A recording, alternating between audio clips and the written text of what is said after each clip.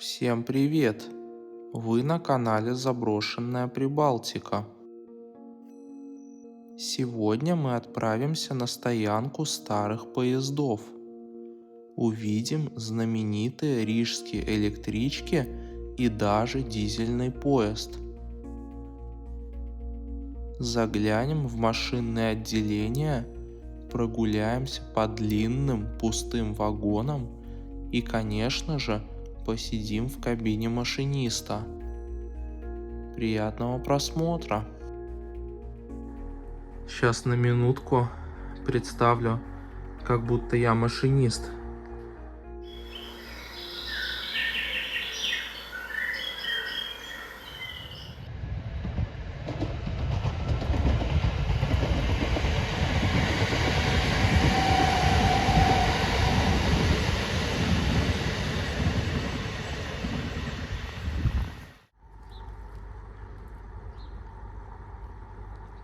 Пришел я сегодня на кладбище поездов. Здесь вроде как открыто, но там вдалеке стоит датчик, и он может меня заметить. Так, сейчас заметил за деревом еще один датчик периметральный.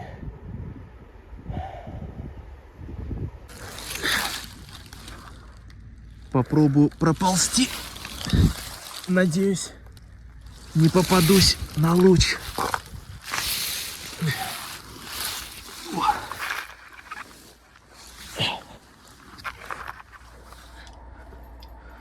Вот они, старые поезда.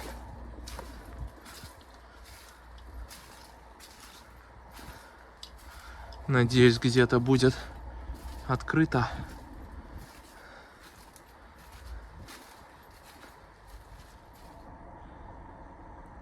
Какой красавец.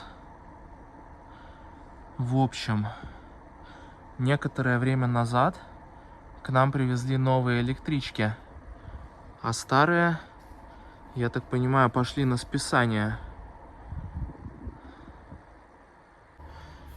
Их пригнали сюда, в этот отстойник, и пока их никуда не увезли, я пришел их поизучать.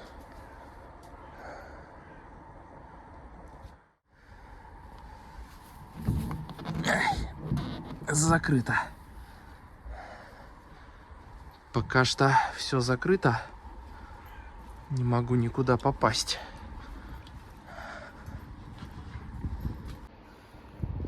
А вот этот датчик, которого я опасался. Опа! Это дизельный поезд.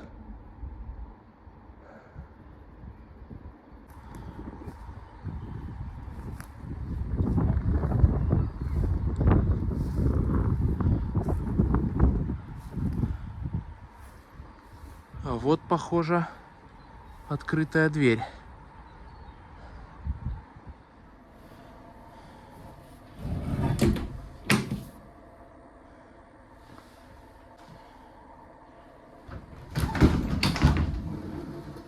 Офигеть. Все целое. Как будто еще вчера она ездила.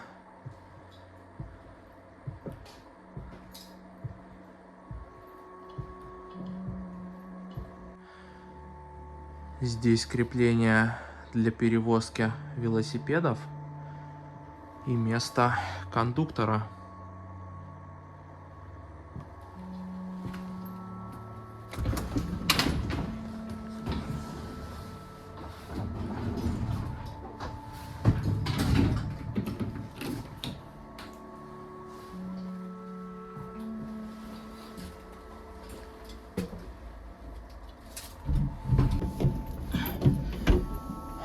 Дальше закрыто. Но я взял с собой ключик. Надеюсь, подойдет. Опа. Так. Опа.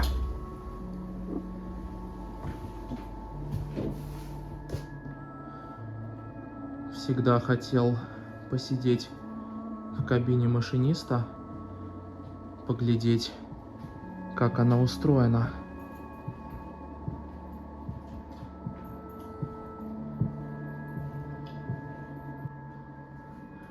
Вот, этот вагон был сделан на Рижском вагоностроительном заводе в 1981 году и капитально отремонтирован в 2008 году.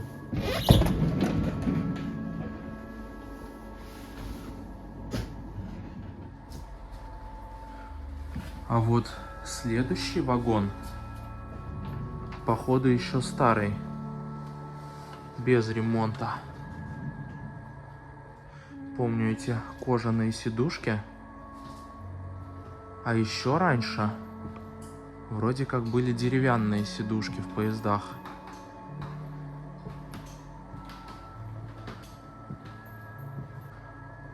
Тревожная кнопка. Можно вызвать полицию прямо в поезд. Нажимаешь и говоришь в микрофон, наверное, что случилось.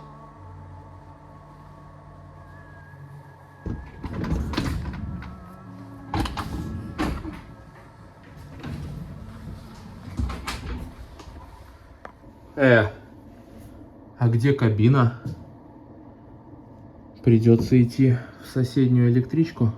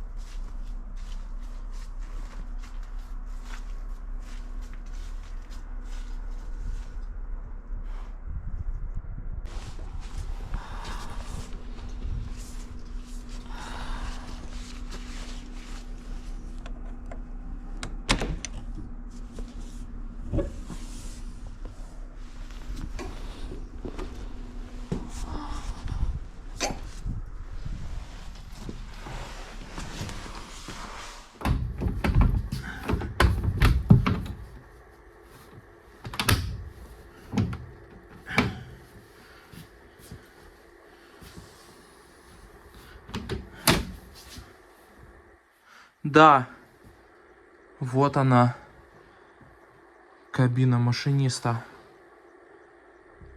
Всегда мечтал сюда заглянуть.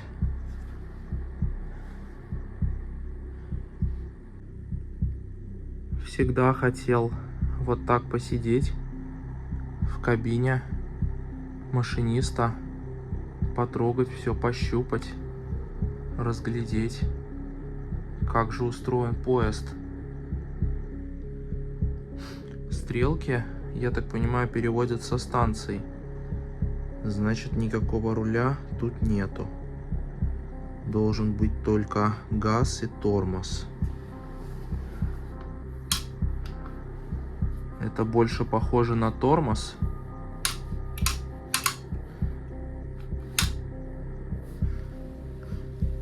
А это тогда, наверное, газ.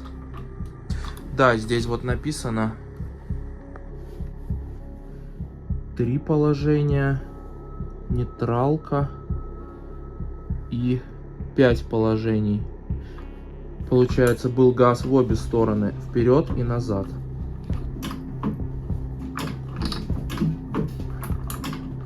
Такс. А зачем тогда вот эти педали под ногами? 2 штуки. Интересно.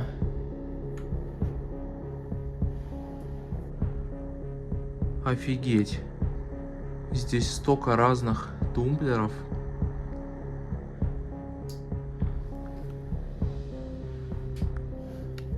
Это открывать левые двери и правая.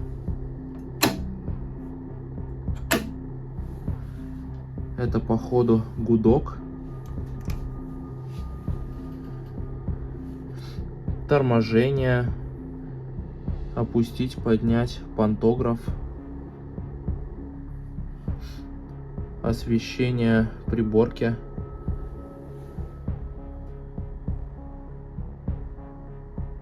Здесь различные индикаторы. Вольтметр какой здоровый. Киловольты. Ну да, у нас эти поезда ездили на постоянном токе 3 киловольта.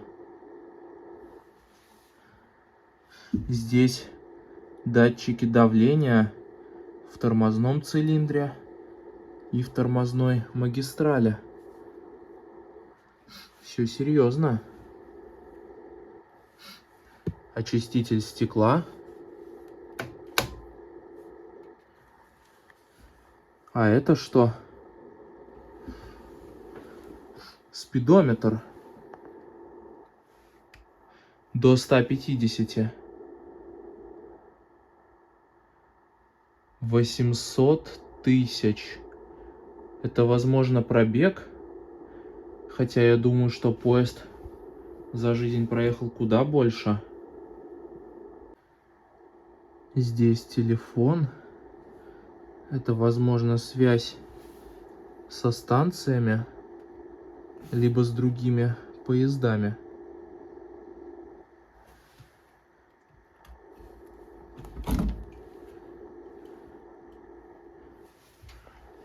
Есть кто на линии?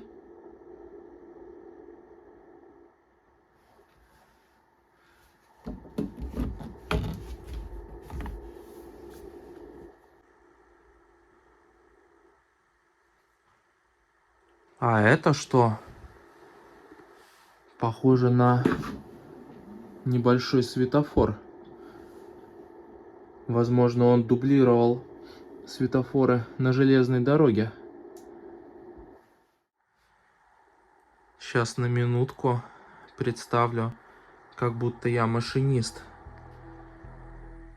Значит так, подъезжаю к станции, объявляем. Следующая станция Рига Центральная. Двери открываются с правой стороны. Тормозим.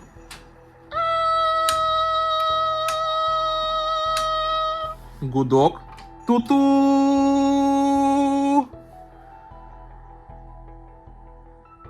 Так, теперь открываем двери правые. И смотрим в зеркало. Зеркала нету. Тогда смотрим через форточку, чтобы все пассажиры вылезли и новые сели.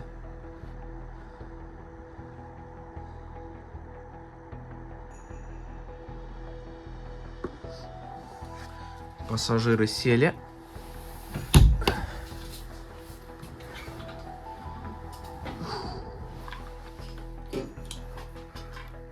Двери закрываются. Следующая станция Саласпилс.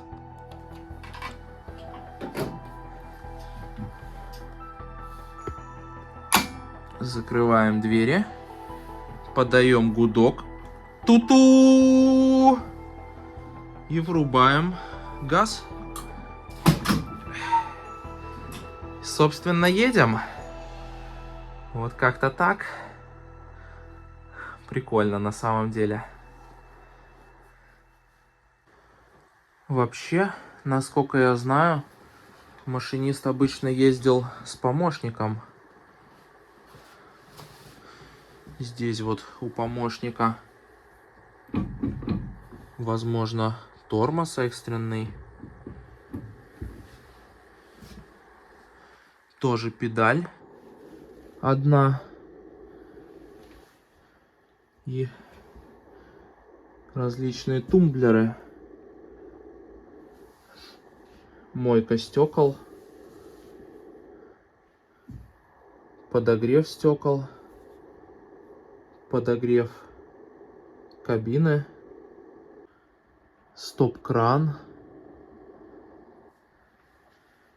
И электрические схемы. Как это все устроено. Эх. Я вот смотрю сюда и мало что понимаю. А мой дед участвовал в создании этих поездов.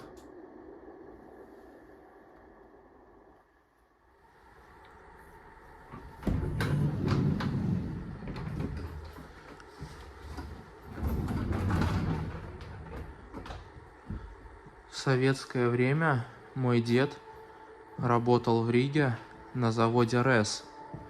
Рижский завод электромашиностроения.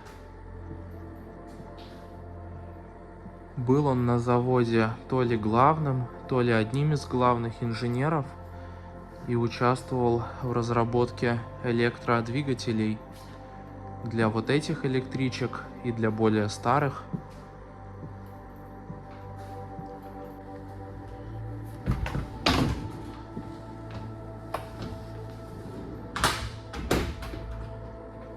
Работа у него была нелегкая, потому что сроки были сжатые.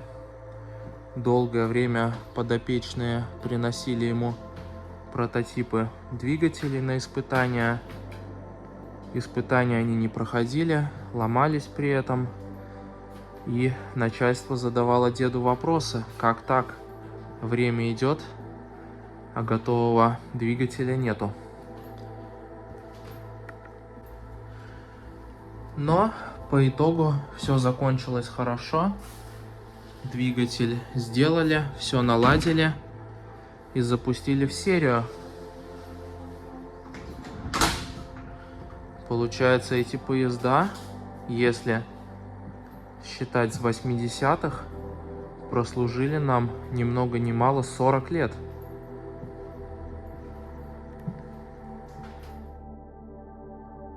Электропоезда Р-2 были основными в Советском Союзе. Их производили на Рижском вагоностроительном заводе с 1962 по 1984 год. Собственно, аббревиатура «Р» означает «электропоезд Рижский». Изначально их выпускали с полукруглыми кабинами, из-за чего их называли глобусами. Еще пару лет назад одна такая круглая электричка ездила по нашим железным дорогам.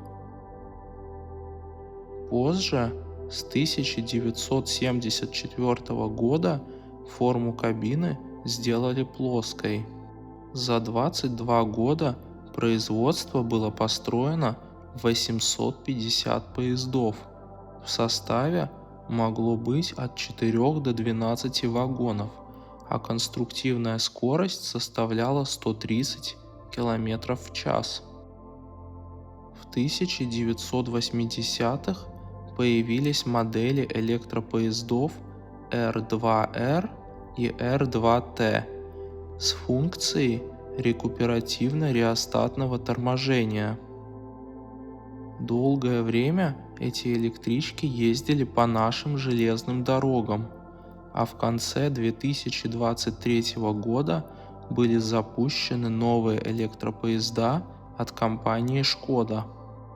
На сегодняшний день часть старых поездов решили оставить в резерве, а часть попытаются продать в страны Центральной Азии.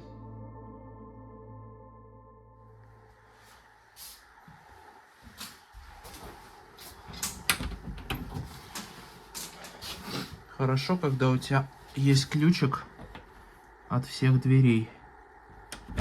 Так. Да. Еще одна кабина.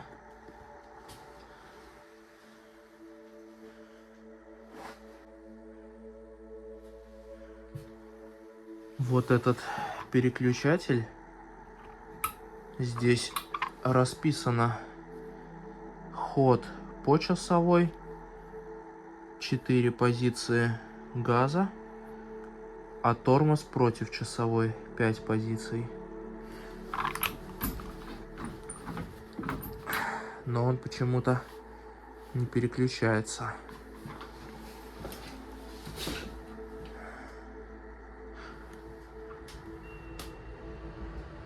Новый поезд идет. Телефон. Здесь вот видно надписи. Локомотив, диспетчер, первый канал, второй и третий. Можно выбрать один.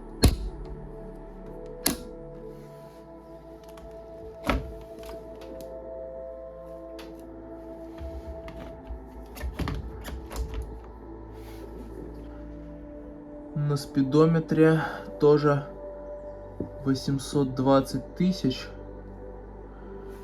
Кстати, смотрите, здесь выбито 2 сентября 2024 года. Я думаю, это дата, когда закончился техосмотр у спидометра. То есть эти поезда еще совсем недавно ездили. Там вон в соседней кабине даже кофе осталось.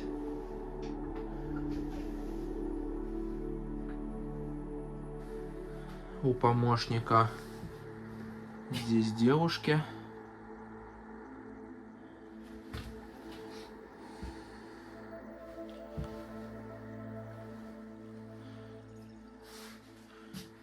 О, здесь прописан скоростной режим.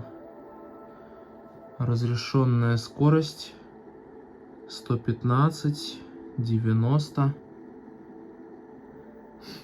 максимум 115. И вес одного вагона составляет 50 тонн с пассажирами, а мотор вагона 64 тонны. Офигеть. А целый состав, например, из 6 вагонов с пассажирами весит 364 тонны. Это как, не знаю, как 180 больших легковых автомобилей. Просто офигеть.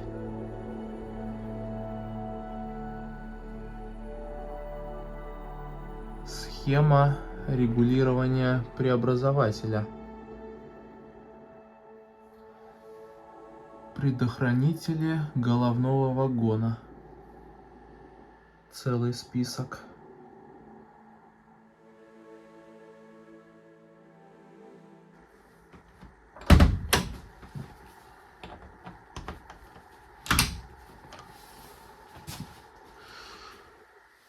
Здесь вот шкаф для огнетушителя, но он закрыт.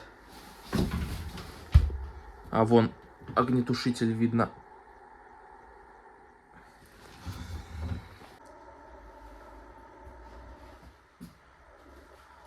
Что тут за дверь?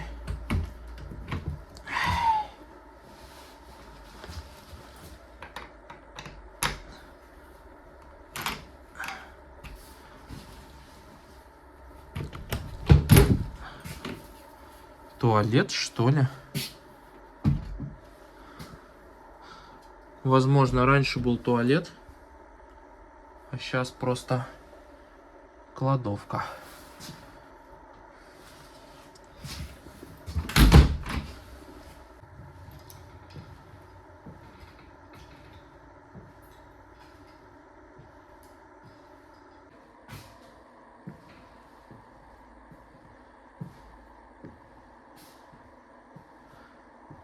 Хочу заглянуть еще в шкафчик кондуктора.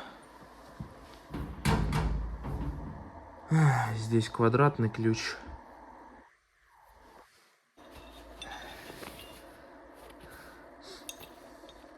Вот.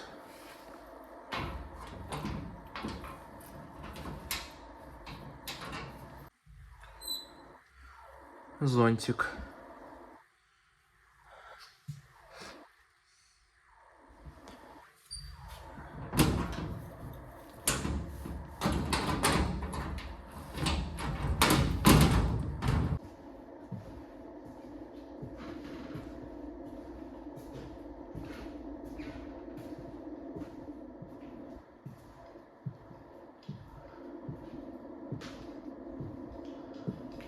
Здесь вот висит плакат этого года. То есть эти поезда, походу, были списаны совсем-совсем недавно.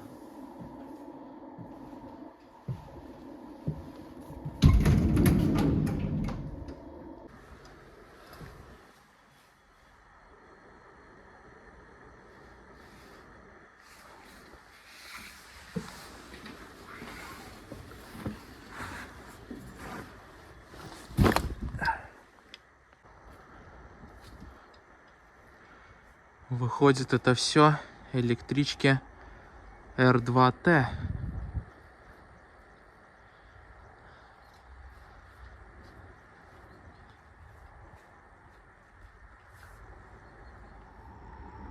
Эх, столько воспоминаний у меня из юности с этими электричками.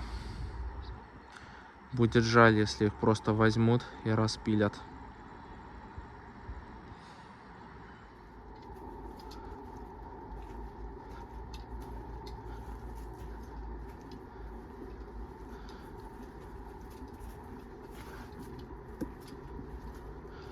Сейчас еще хочу заглянуть в дизельный поезд.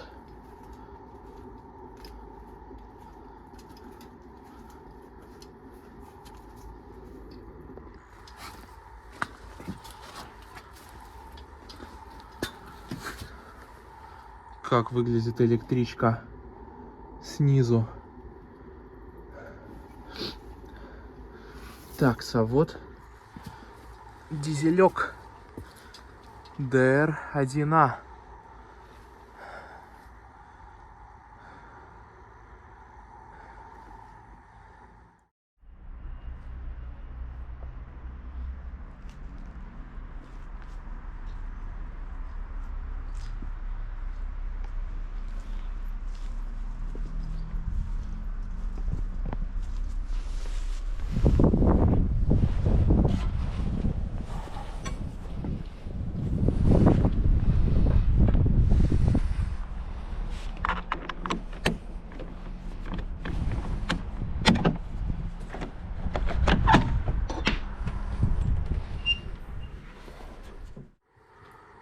Сразу попал в моторный отсек.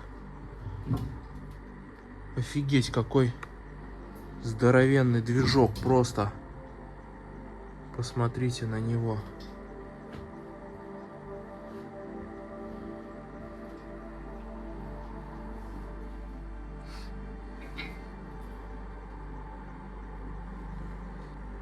Здесь же огнетушители. Походу еще заправленное. Есть давление в баллонах.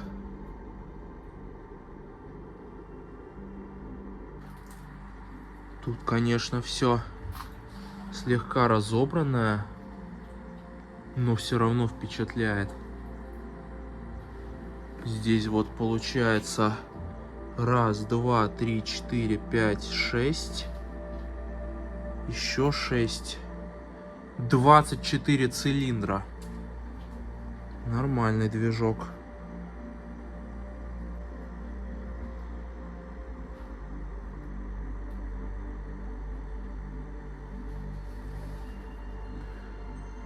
Еще огнетушители.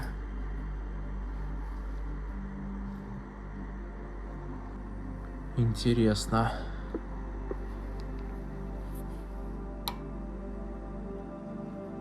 Будет ли оно светиться? Нет.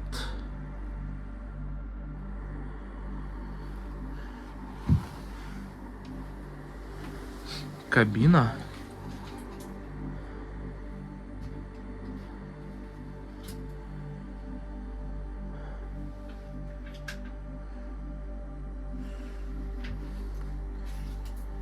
Здесь все по-другому. Не так, как в электричке. Вот это выходит газ.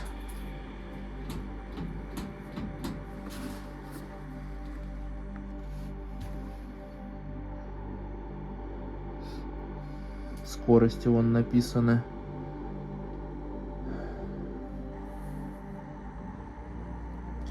Тормоз. Что на приборке? Датчик давления тормозной магистрали, тормозного цилиндра, температура воды, обороты, отсечка на 3000.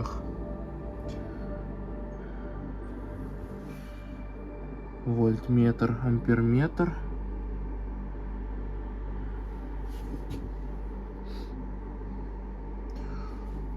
Прожектор. Вот открытие дверей. Левых, правых. И песочница. А это главный включатель двигателя, возможно. А, вот кнопка пуск. А, смотрите, здесь два мотора. Первый дизель, вот, пуск и стоп. И второй дизель, тоже пуск и стоп. Здесь еще различные тумблеры.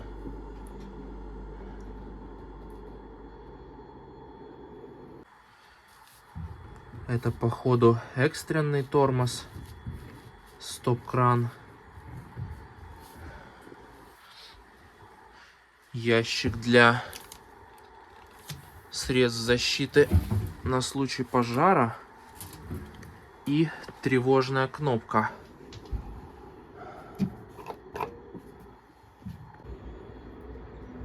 Снова электричка идет.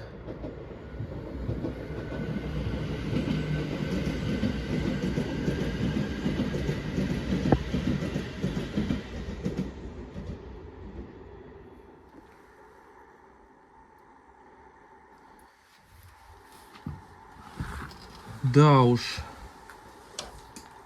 увиденное, конечно, очень впечатляет.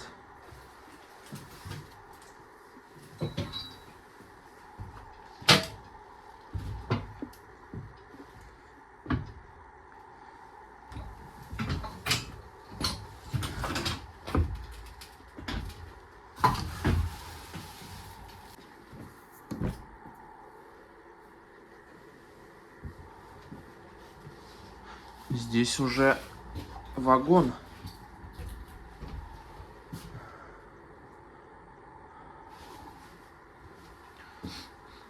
Туалет. Дизель ведь ездил на длинное направление.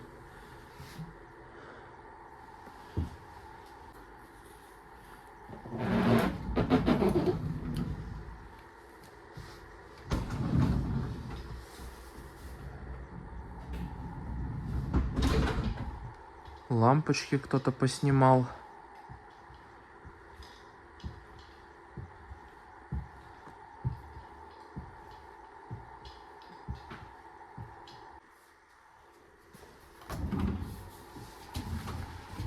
Здесь тоже все пооткрывали.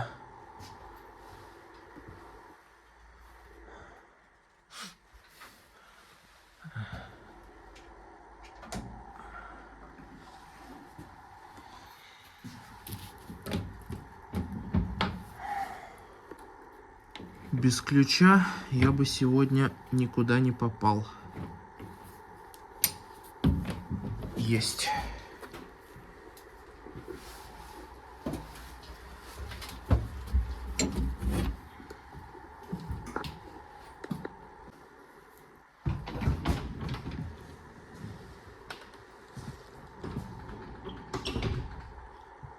Я один вечером брожу по длинным пустым вагонам.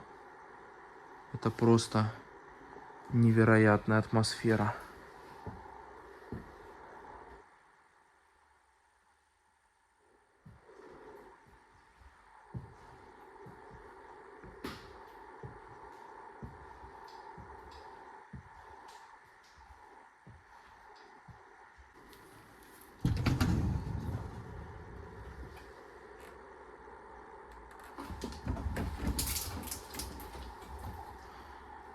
Снова туалет.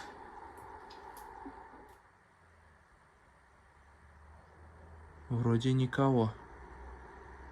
Просто только что кто-то кричал.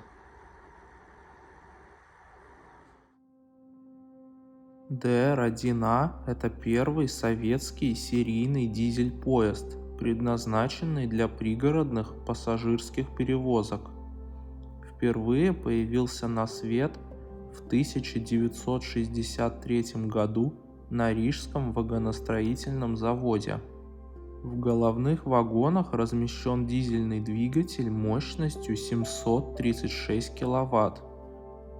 После серийного выпуска поезда с 1976 по 1982 год было построено 211 составов. Общее число вагонов может быть от 2 до 7, а в каждом вагоне 105 сидячих мест. Это вполне комфортный и безопасный поезд. Он обладает надежностью и высоким качеством. До сих пор подобные поезда работают у нас в Латвии, в Эстонии, Украине, Грузии, Беларуси и в других странах. Так, здесь походу снова моторный отсек. Да.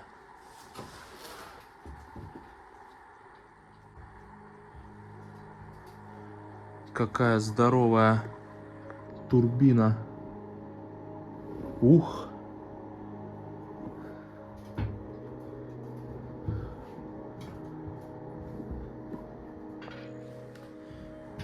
Здесь тоже видно, что-то разбирали.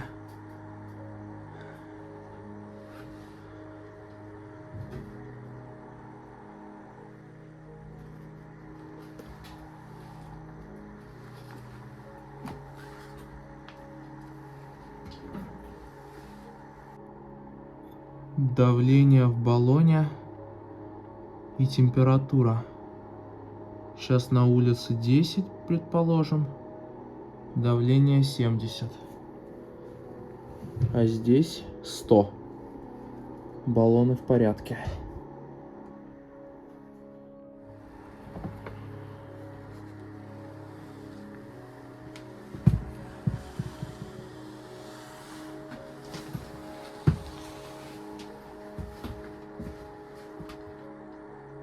Сейчас просто боюсь, чтобы меня со станции не заметили.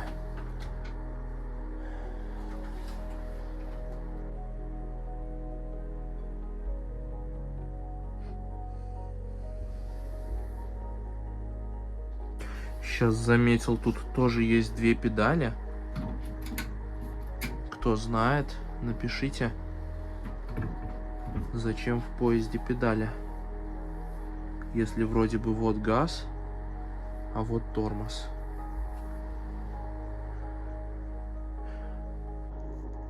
Так, дизель ДР-1А, максимально разрешенная скорость 120. И список маршрутов. Кстати говоря, эти дизеля в модернизированном виде до сих пор ездят по нашим железным дорогам. Что ж, вот такой сегодня получился обзор на старые поезда. Надеюсь, вам было интересно.